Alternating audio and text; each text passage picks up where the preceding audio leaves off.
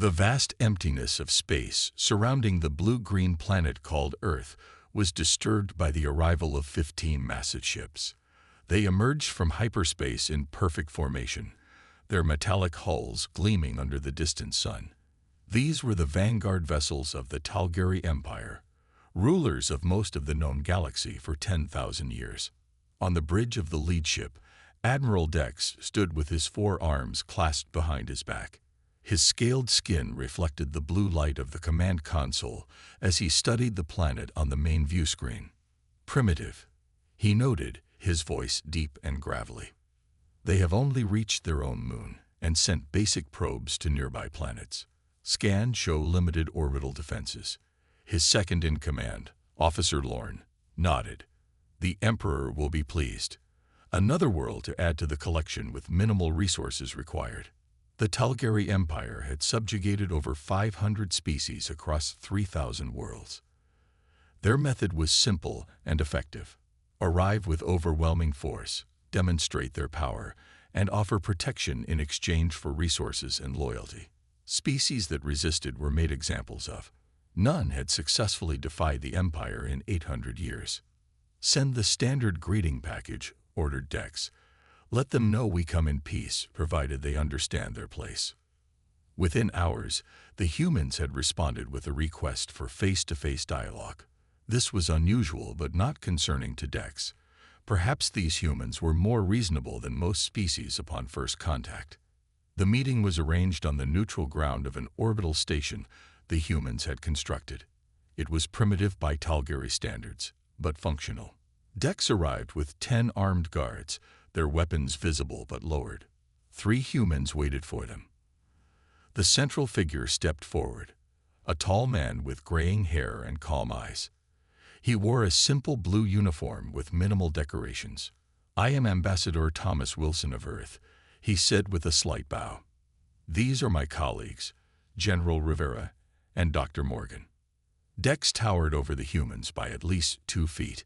"I am Admiral Dex, representative of the glorious Talgary Empire. We have come to offer your world the privilege of imperial protection." The humans exchanged glances. "We understand what protection means to your empire," said Wilson. "We have intercepted enough of your communications to know what happens to worlds that join your collection." Dex's upper eye ridges raised in surprise. Their technology shouldn't have been capable of such interception. "Then you understand that resistance would be unwise. The Empire spans millions of light years. Your world stands alone." General Rivera, a dark-skinned woman with sharp eyes, spoke next. "Admiral, we have studied your previous encounters with other species. You have a formula. You overwhelm, you subjugate, you extract. It has worked 500 times before. Which is why it will work again," said Dex with growing impatience. Dr. Morgan, an older man with kind features that contrasted with his stern words, shook his head. "You misunderstand. We're not questioning if your approach works. We're warning you that humans are different from what you've encountered before." Dex laughed, a harsh sound that echoed in the chamber. "Every species believes they are special. None are." Ambassador Wilson stepped closer, looking directly into Dex's 4 eyes. "Admiral, we are giving you one chance to turn around and leave our solar system in peace. We have no desire for conflict, but we will defend ourselves if forced." "With what?" Dex gestured dismissively at the station around them. "Your technology is centuries behind ours." "Technology isn't everything," Wilson replied quietly. "We've survived ice ages, plagues, world wars, and our own self-destructive tendencies. We've stared extinction in the face multiple times and always found a way forward." As Dex turned to leave, considering the conversation beneath his dignity, Wilson called after him with words that would later haunt the Empire. "We've survived ourselves, Admiral. What makes you think we can't survive you?" The great hall of the Talgary Imperial Palace stretched for nearly a mile, its ceiling lost in the artificial mist designed to remind all who entered of the Emperor's godlike status. At the far end, Emperor Grax sat upon the throne of conquered worlds, each step leading to it made from materials taken from subjugated planets. Admiral Dex knelt, all four of his arms pressed against the polished floor. "Rise," commanded Emperor Grax, his voice amplified to echo throughout the hall. "Tell me of these, humans." "Primitive, but unusually confident. Your Magnificence," reported Dex. "They believe they can resist us." The Emperor's laugh rumbled like distant thunder. "As did the Vorax. As did the Centauri. Their bones now decorate my pleasure gardens." "Of course, Your Magnificence." Emperor Grax leaned forward, his massive frame dwarfing the throne. "Send them our standard ultimatum. 30 days to surrender or face extinction." Back on Earth, the message arrived with typical Talgeri ceremony. Giant screens forced themselves into Earth's communications networks, showing Emperor Grax in all his scaled glory. "People of Earth," the Emperor's translated voice boomed across the planet. "You have 30 of your days to submit to the Talgeri Empire. Resistance means death. Submission means survival. Choose wisely." In the United Nations Emergency Council chamber, representatives from all nations sat in stunned silence as the transmission ended. "They really expect us to just give up?" asked the representative from Brazil. "That's what every other species has done," replied Dr. Morgan, who had been called to brief the council. "The Talgeri have conquered hundreds of worlds using this exact method." The council president stood. "Then we must break the pattern. For the first time in human history, we stand truly united against an external threat. Let's show them what that means." Within days, Earth's nations dissolved their military rivalries. Former enemies shared technology, resources, and strategies. A unified Earth Defense Force was formed, with Commander Jack Reynolds appointed as its leader. Reynolds was an unlikely choice on paper, not the highest-ranking officer available, but a legendary Special Forces commander known for achieving the impossible against overwhelming odds. His weathered face and quiet demeanor masked a tactical genius that had won him respect across national boundaries. "We won't win by fighting their way," Reynolds told the assembled military leaders in his first address. "The Talgeri expect us to either surrender or prepare conventional defenses. We'll do neither." The plan Reynolds outlined was unorthodox and risky. While the Talgeri observed Earth apparently making only token defensive preparations, the real work happened deep underground and in secret facilities. "They're watching us build missile defenses and ready our few orbital platforms," Reynolds explained. "Let them think that's all we've got." 28 days after the ultimatum, a small human ship approached the Talgeri fleet stationed at the edge of the solar system. Admiral Dex permitted it to dock with his flagship, amused by what he assumed was a surrender delegation. Instead, 3 humans in simple uniforms entered his command deck. Reynolds stood at the center, flanked by Dr. Anna Reed, Earth's foremost nanotechnology expert, and General Rivera. "We expected your leaders," said Dex with disappointment. "We are the leaders you get," Reynolds replied evenly. He placed a small black box on the deck between them. "This is our response to your ultimatum."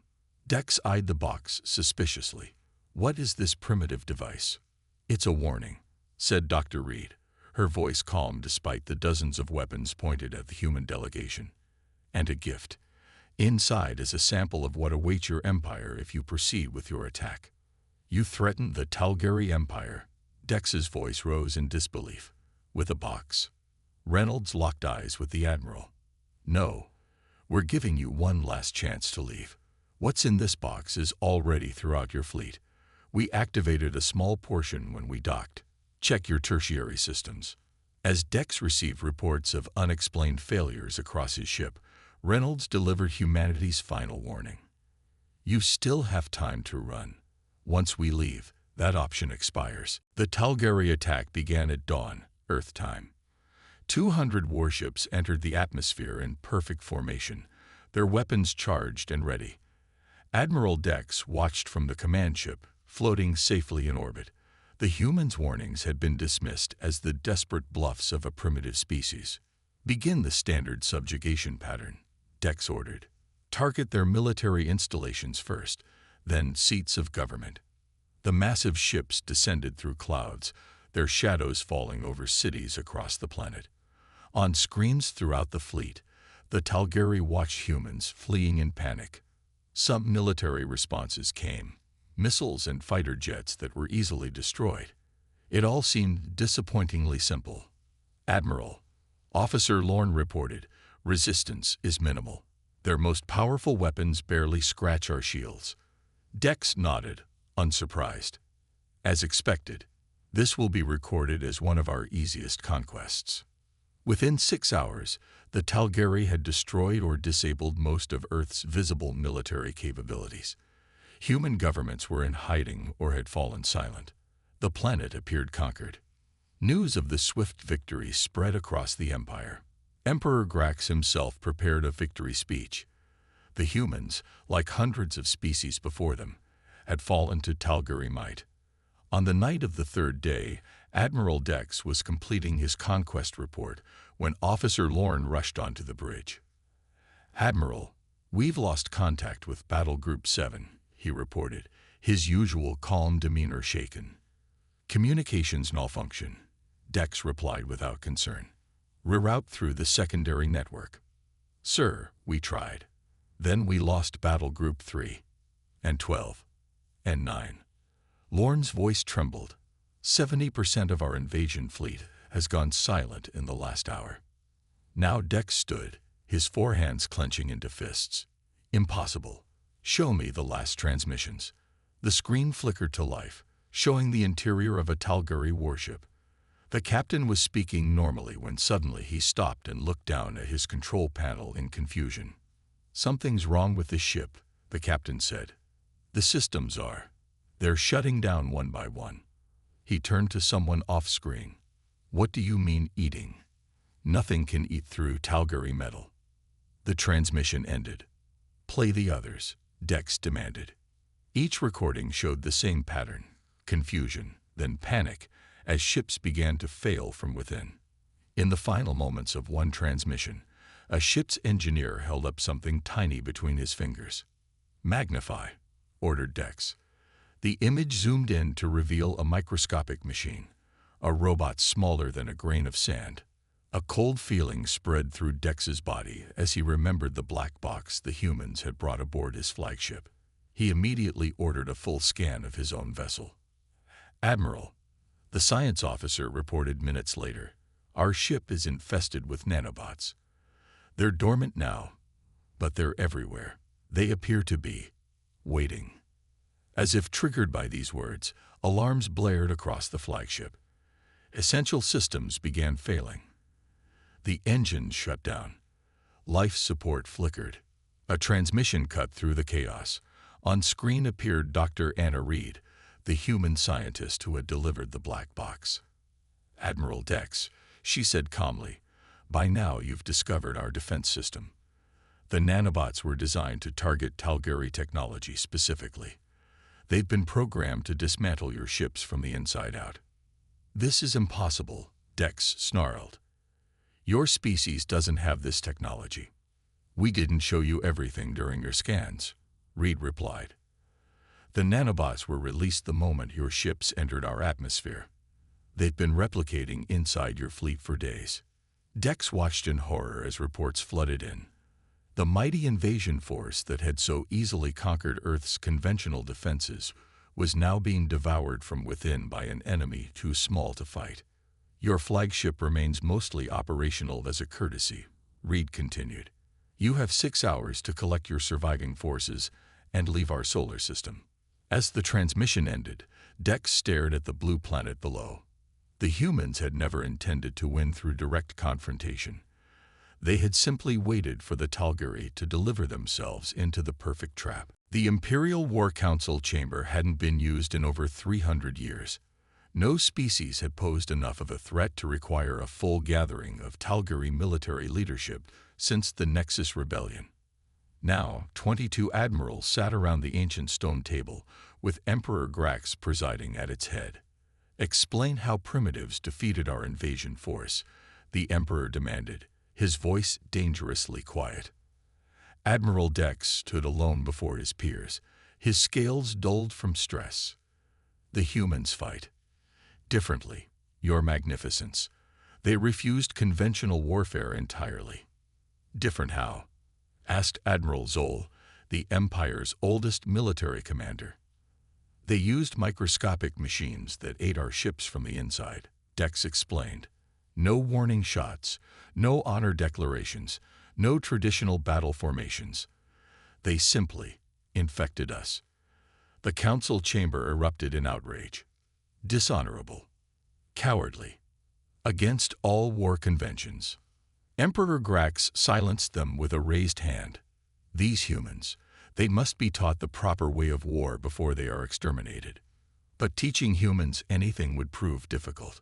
Within days of the failed invasion, Earth launched its counter-offensive.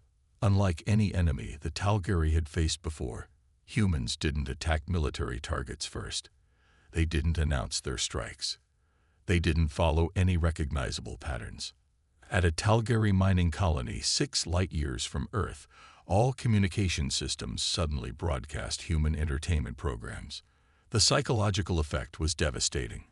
Many Tal'Gari believed their minds had been invaded by alien thoughts. Production stopped entirely. On 3 major trade routes, Tal'Gari ships arrived at their destinations with critical cargo mysteriously transformed into Earth foods or children's toys.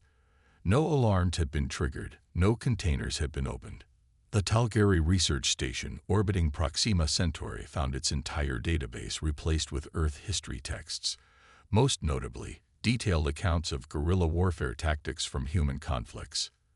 They're mocking us, Admiral Zoll said during an emergency session. These are not the actions of a serious military power. General Mock, head of ground forces, disagreed. This is calculated psychological warfare. They're demonstrating they can reach us anywhere without triggering our defenses. Reports continued flooding in. A Tal'Gari warship found its weapons systems replaced with devices that released pleasant aromas and gentle music. A military academy woke to find all its training equipment transformed into human exercise machines that played motivational messages when used. No Tal'Gari lives were lost, but the Empire's reputation was being systematically dismantled. Then came the true attack. Commander Reynolds led a fleet of small, fast human ships that appeared simultaneously at 37 different Tal'Gari outposts. Unlike the massive, easily targeted Tal'Gari warships, the human vessels darted like insects, impossible to track with standard targeting systems. Instead of attacking military vessels, they targeted command structures, communication arrays, and leadership compounds. They didn't attempt to destroy entire fleets. They simply removed the ability to coordinate them. They're not fighting our soldiers, Admiral Dex realized with growing horror. They're fighting our command structure itself. When human forces encountered overwhelming opposition, they simply disappeared rather than engaging. When Tal'Gari ships gave chase, they found themselves led into ambushes or empty space. The humans refused to be pinned down into the set-piece battles that had been the cornerstone of Tal'Gari military doctrine for millennia. At a hastily arranged war council, Admiral Zoll slammed his fist on the table. This is not war. There is no honor in their methods. A strategic analyst, recently promoted to the council, spoke quietly. With respect, Admiral, the humans don't seem concerned with honor as we define it. They appear focused solely on effectiveness. Emperor Grax listened silently. His ancient eyes narrowed in thought. The Empire had lost more territory in 2 months than in the previous 2,000 years. Not through glorious battles and honorable defeats, but through what the Tal'Gari could only describe as trickery and misdirection. Find me someone who understands how these humans think, the Emperor finally ordered. We cannot defeat an enemy we do not comprehend. Deep within the Imperial archives on Tal'Gar Prime, Scholar Vix worked alone. Unlike most Tal'Gari, his frame was slight, his scales a paler shade of green that marked him as born for intellectual rather than military pursuits. While admirals planned war strategies, Vix searched for answers in history. The archive chamber stretched for miles underground, filled with data crystals containing the collected knowledge of 1,000 conquered civilizations. Most military leaders considered the archives useless. Why study the past when the empire had been invincible for millennia? There must be something, Vix muttered, his thin fingers dancing over the ancient control panel. No species develops in isolation. For 3 weeks, he had searched without rest, looking for any mention of humans or Earth in the oldest records. The Emperor had demanded information, and Vix was determined to find it. On the 23rd day of his search, a data crystal older than the current imperial dynasty glowed to life. The text was in an ancient Talgari dialect, nearly forgotten even by scholars. The destroyers, Vix translated slowly. They came from a blue world. His heart raced as he continued reading. The ancient text described a terrible species that had appeared briefly in the galaxy long ago, causing massive destruction before mysteriously disappearing. They had fought without honor, used invisible weapons, and refused to follow the established rules of warfare. Computer, overlay the coordinates mentioned in this text with modern star charts, Vix commanded. The result made him gasp. The blue world was Earth. Vix spent the next days frantically gathering more evidence. Other ancient texts mentioned the same species. Some called them the shadow fighters, others the formless enemy. All described their unconventional warfare and their eventual disappearance. They weren't defeated, Vix realized. They withdrew. The implications staggered him. Humans hadn't been primitive when discovered. They had been in a self-imposed isolation. Their limited space presence wasn't from lack of ability, but from deliberate choice. The final piece came from a damaged record salvaged from a long-dead civilization. It contained a warning. They study themselves more than their enemies. They learned from their mistakes. When they disappeared, it was not in defeat, but in wisdom. They feared what they might become. Vix gathered his findings and requested an emergency audience with the Emperor. Such requests were rarely granted to scholars, but the war's desperate state opened doors normally closed. The imperial court fell silent as Vix presented his discoveries. He spoke quickly, aware that his words challenged everything the Talgari believed about the humans. Your Magnificence, the humans were not developing defensively because they were behind us technologically. They were developing defensively because they had already seen where aggressive expansion leads. They had already been spacefaring, possibly thousands of years ago. Admiral Zoll sneered. Ridiculous. Their technology was primitive when we found them. No, Vix countered, his scholarly caution overwhelmed by the urgency of his discovery. What we saw was what they chose to show. Earth wasn't their only world. The ancient texts speak of human colonies that simply vanished when threatened. He displayed the ancient star charts. These systems here, and here, all described as former human territories, all now dead worlds or uninhabited. You suggest they destroyed their own colonies? Emperor Grax asked, leaning forward. I suggest they abandoned them, Your Magnificence. The humans retreated to their homeworld after some great crisis. The texts suggest they nearly destroyed themselves in a war and chose isolation rather than risk spreading that destruction to the galaxy. The court erupted in dismissive laughter, but Emperor Grax raised his hand for silence. If true, scholar, what does this mean for our current conflict? Vix swallowed hard before answering. It means, Your Magnificence, that we did not discover humans. They allowed themselves to be discovered. It means their primitive appearance was a facade. It means. He hesitated, knowing his next words could be judged as treason. It means we may not be fighting a primitive species learning to defend itself. We may be fighting an ancient species that has mastered the art of war so thoroughly they even know when not to use it. Admiral Dex's face darkened with rage. This scholar speaks treason. No species is superior to the Talgari. But Emperor Grax simply stared at the ancient star charts, his expression unreadable. The skies above Earth darkened as the greatest armada ever assembled in Talgari history dropped out of hyperspace. 10,000 warships formed a sphere around the planet, weapons primed and ready. This was no longer about adding another world to the Empire. It was about survival. "All ships in position, Your Magnificence," reported Admiral Dex from the command bridge of the Imperial flagship. Emperor Grax had taken the unprecedented step of personally leading this assault. He stood on the observation deck, his massive frame silhouetted against the viewscreen showing Earth below. "Begin the attack," he ordered. No survivors. Across the fleet, gunners pressed firing controls. Energy weapons powerful enough to crack planets charged to maximum capacity.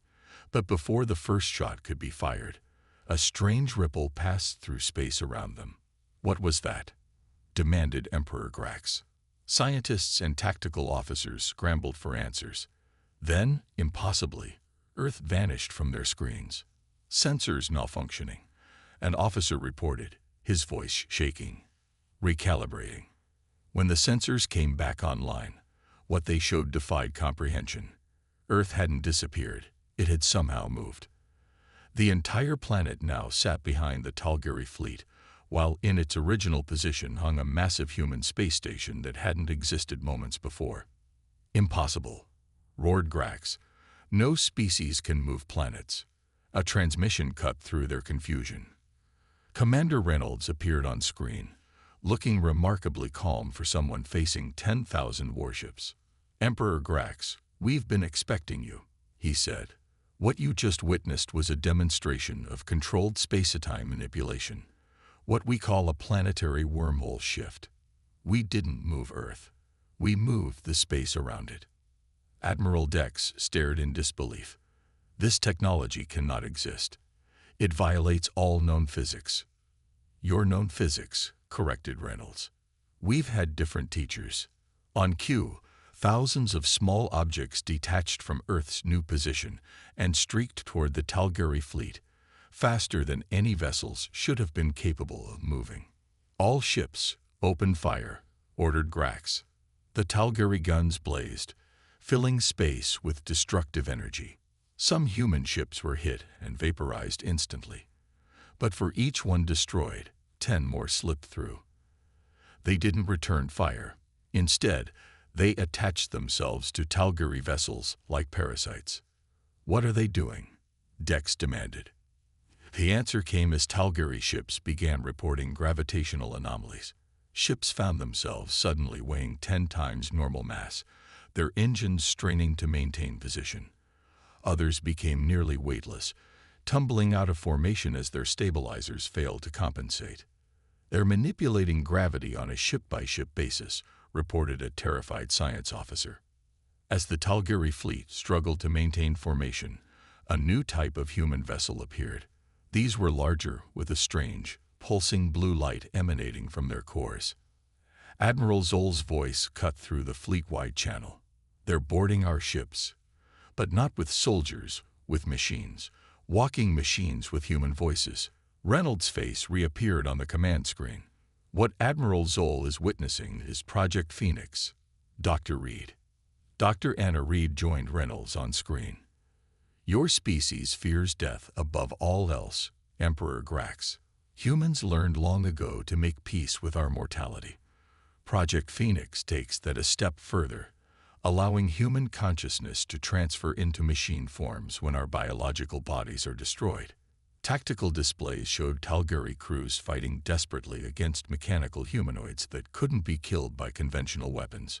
When damaged, the machines simply repaired themselves using materials from the very ships they were invading. "This is your final chance, Emperor," Reynolds said. "Surrender now." Emperor Grax stood rigid with fury. "The Talgeri Empire does not surrender. We have ruled this galaxy for 10,000 years. We will not be defeated by primitive." His words were cut short as a small human vessel somehow bypassed all the flagship's defenses and appeared directly on the command bridge in a flash of blue light. From it emerged a single mechanical humanoid figure. "I warned you to run," it said in Reynolds' voice. "Now you can't." Throughout the fleet, similar apparitions appeared on the bridges of every Talgeri warship simultaneously. The coordinated attack was beyond anything the Talgeri military had ever conceived possible. Emperor Grax finally understood what Scholar Vix had tried to tell him. The humans hadn't been developing as a species when the Talgari found them. They had been recovering, rebuilding, deliberately restraining their true capabilities after learning harsh lessons from their past. And now, the Talgari Empire was paying the price for ignoring their warning. The grand surrender ceremony took place in a massive transparent dome constructed in Earth orbit. It offered a perfect view of both the blue planet below and the crippled remains of the once mighty Talgari fleet. Of 10,000 warships, barely 2,000 remained functional, and even those hung in space like wounded animals, their weapon systems disabled by human technology. Emperor Grax sat alone at a simple table, his massive frame seeming somehow diminished. Across from him sat Commander Reynolds, Dr. Reed, and representatives from Earth's unified government. The simplicity of the setting was itself a message. Humans had no need for the elaborate displays of power that Talgari used to intimidate others. "The terms are fair," Reynolds said, sliding a data tablet toward the Emperor. "The Talgari Empire will release all subjugated worlds.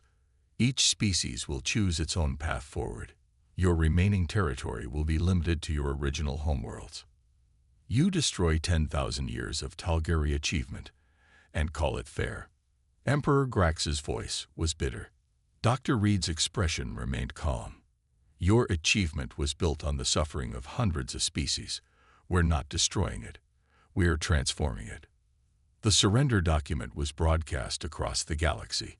Species that had lived under Talgari rule for thousands of years watched in disbelief as the mighty Emperor pressed his seal to the agreement.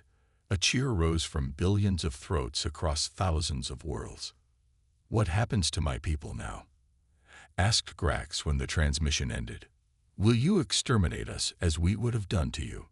Reynolds shook his head. "That's not our way. Your people will live, learn, and perhaps one day rejoin galactic society as equals rather than conquerors." In the days that followed, humans revealed the full scope of their technological capabilities to the galaxy. The planetary wormhole technology that had moved Earth during the final battle was now used to help long-separated species reconnect. The gravity manipulation that had disabled Talgari warships became a tool for building massive habitats in space. Most surprising to the former subject species was the human approach to governance. Where the Talgari had demanded tribute and obedience, humans offered knowledge, and then stepped back, allowing each civilization to determine its own course. "They conquer without occupying," observed a Centauri elder to his council. "They defeat without destroying. What manner of species are these humans?" 1 month after the surrender, Admiral Dex, now a prisoner of war, was granted an audience with Commander Reynolds. The human received him not in a cell or interrogation chamber, but in a garden overlooking the Pacific Ocean. "Why am I here?" Dex asked, suspicious of the pleasant surroundings. "To help us understand each other better," Reynolds replied, offering the Admiral a seat. "War is over. Now comes the harder part. Peace." Dex studied the human carefully. "You could have destroyed us completely. Your technology clearly surpassed ours. Why didn't you?" Reynolds gazed out at the ocean before answering. "Throughout human history, we've faced extinction many times, sometimes from nature, often from our own hands. We learned that victory isn't about destroying your enemy. It's about creating a world where they're no longer your enemy." "A weakness," Dex said automatically, then paused. "At least, that's what I would have called it before. And now? Now I'm not certain." As the sun set over the ocean, Reynolds explained the new galactic structure humans were helping to establish. A federation of equal worlds, each contributing according to their abilities, each receiving according to their needs. Former Empire worlds were being offered protection, not as subjects, but as partners. "We warned you to run not because we wanted to destroy you," Reynolds told the former Admiral. "We warned you because we didn't want to have to show what we could do. Humanity's greatest strength isn't our capacity for violence. It's our ability to choose against it even when we could win." Dex considered this. The Talgari have no such philosophy. You can learn, Ranald said simply. All species can. As stars began appearing in the darkening sky, Dex recognized a pattern. The constellation humans called Phoenix, rising from the ashes. It seemed fitting. From the destruction of war, something new was emerging. Not a human empire replacing a Talgari one, but a community of worlds finding their way forward together. The galaxy was entering a new era, and its inhabitants were learning the most important lesson about humans. They were terrible enemies, but invaluable allies.